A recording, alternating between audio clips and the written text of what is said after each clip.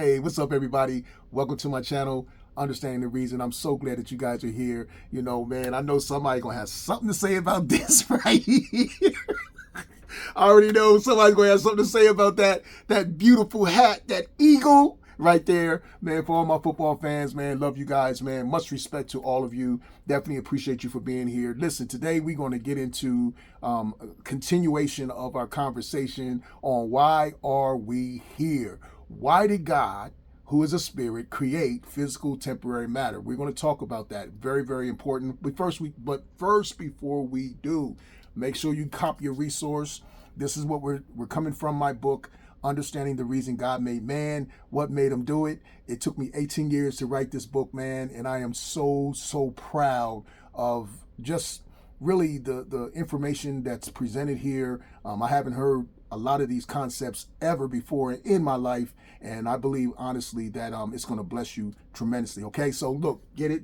The link will be in the description, and make sure I'll keep saying it over and over again, man. Get your notes.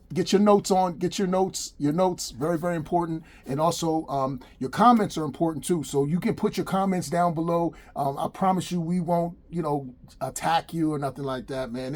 It's all love. You know what I'm saying? It's all love. We just want to find out what the truth is and flow with it. You know what I mean? And flow with the truth. I'm not interested in religion. I'm not interested in no kind of religious battle or any of that, none of that kind of stuff. I just want to know, is it true? Okay. Is it true? Can we prove it? And so got some merch for you too. The merch link will also be down there. And look, see, the one thing that I know is that the truth will always be the truth no matter how you look at it, right? So if the truth is the truth, and all these things are true, then we definitely need to pay attention to what the truth is and make sure we get that truth out to other people. So please like, share, and subscribe. Man, you don't even understand.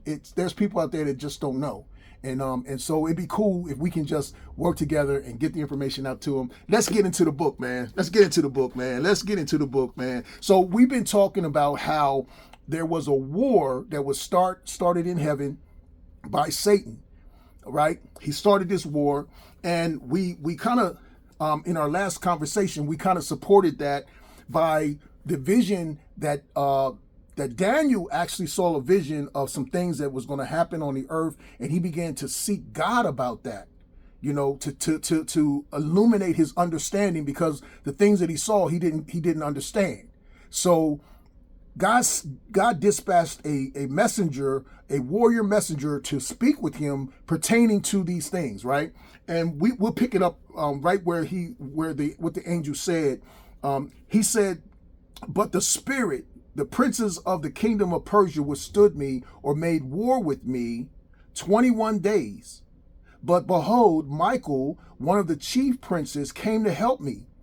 And I remained there with the kings of Persia until that happened," right? So for 21 days, he was fighting Satan. Satan was preventing him from getting through to Daniel to bring clarification to what Daniel saw as events coming to the earth, which literally happened in history. Literally, what Daniel saw was something that it was a change of kingdoms, and it literally happened in history. Okay, so we're not talking about something that was a supposition. This is something that literally took place in history. It's recorded history, right? But he saw it thousands of years, hundreds or thousands of years before it actually happened, which is fascinating in and of itself, right? So the angel told him that he wanted to bring him some clarification on these things and on these events, but he was held up. So that verifies that there was a war that started in heaven and is spilling over into the earth realm. That war that happened in heaven eons ago, before God created anything, the universe, the stars, the constellations, the galaxies, and earth and all of that, this war took place. So our question is, what started the war? Okay, how did the war get started? Now, we're going to look at a couple of scriptures And I want to give them to you. Make sure that you write these down. And the first one, it's going to be a nice little read. Okay, so I'm gonna do the best I can to get through that without fumbling all over the words and everything. All right. So I'm on in the book. I'm on chapter 1. You will be no more. Judgment of the Adversaries, part 1. And we're looking at, we're on page 17, and we're down towards the bottom of the page. Well, actually, you know what? Let's go back. Let's go back. Let's go back. Yeah, no. So we're on page 17, and then we're towards the bottom of the page. Okay. So here we go. What or who could possibly cause a war in heaven? Most of all, what significance does it hold for us as human beings? Why did God dispatch Michael to war against the huge dragon? To understand this better, it would be important to get more information concerning the nature of the creature known as the age-old serpent, also called the devil and Satan. What was his role in this war? And then offering further insight, the prophet Ezekiel. So you want to go to the book of Ezekiel, right? And you're going to be looking for, let me tell you exactly, chapter 28, verse 11 through 19. So let's go ahead and get that reading going. Okay. Now, this was written before the 6th century BC, and this is what he wrote. Then this further message came to me from the Lord. Son of man, weep for the king of Tyre. Give him this message from the sovereign Lord. You were perfect. You were the perfection of wisdom and beauty. You were in Eden, the garden of God.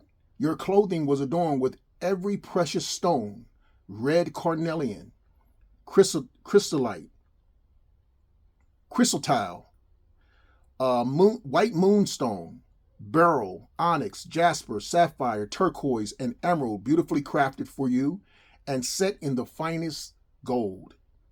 The workmanship of your tabrets and of your pipes were prepared for you in the day that you were created.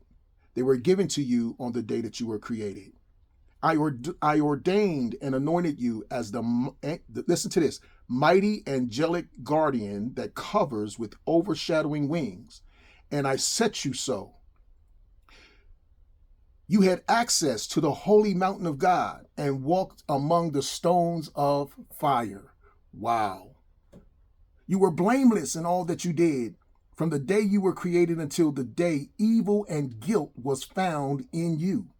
Your great wealth filled you with violence, and you sinned. What? So I banished you from the mountain of God, and the guardian cherub drove you out from the midst of the stones of fire, and I will destroy you, O mighty guardian, from your place among the stones of fire. Your heart was filled with pride because of all your beauty. You corrupted your wisdom for sake of your splendor. So I threw you to the earth and exposed you to the curious gaze of kings. You defiled your sanctuaries with your many sins and your dishonest trade. You defiled your sanctuaries. Listen to this. You defiled your sanctuaries with your many sins and your dishonest trade. We're gonna look at that. So I brought fire from within you, and it consumed you. I let it burn you to ashes on the ground in the sight of all who were watching. All who knew you are appalled at your fate. You have come to a terrible end, and you are no more. And that's Ezekiel chapter 28, verse 11 through 19. And then here's the next scripture that I want to run through to kind of actually add some more, sprinkle some more on that. This is found in the book of Isaiah, chapter 14, verses 12 through 16. How you are fallen from heaven, O shining star, son of the morning. The King James Version interprets it this way. How art thou fallen from heaven, O Lucifer, son of the morning? For you said to yourself, I will ascend to heaven and I will set my throne above God's stars. I will preside on the mountain of the gods, the congregation far away in the north. I will climb to the highest heavens and I will be like the Most High. But instead, you will be brought down to the place of the dead, down to its lowest depths. Everyone there will stare at you and ask, can this be the one who shook the earth and the kingdoms of the world? Is this the one who destroyed the world and made it into a wilderness? This Isaiah chapter 14, verses 12 through 16. So now we get we know the motivation behind the war. What started the war? Satan thought that he should be God.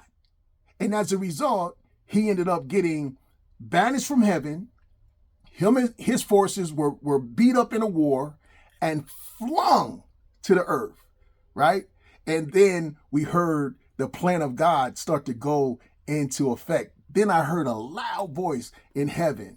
And man, I'm telling you, that's powerful stuff. Powerful stuff. So that's our reading. That's our reading for today. I'm so excited that you guys tuned in. Please make sure that you like, subscribe, and share this concept, this conversation with others so that we can get the word out. Man, I'm telling you what, please, please, please, sir, ma'am, let's go ahead, man, and just get into why are we here, right? Let's continue the conversation. Put your comments below. Thanks again for tuning in. Again, my name is Jerome Majette. My pleasure, my pleasure, my pleasure. God bless you guys. We'll talk to you soon. Peace.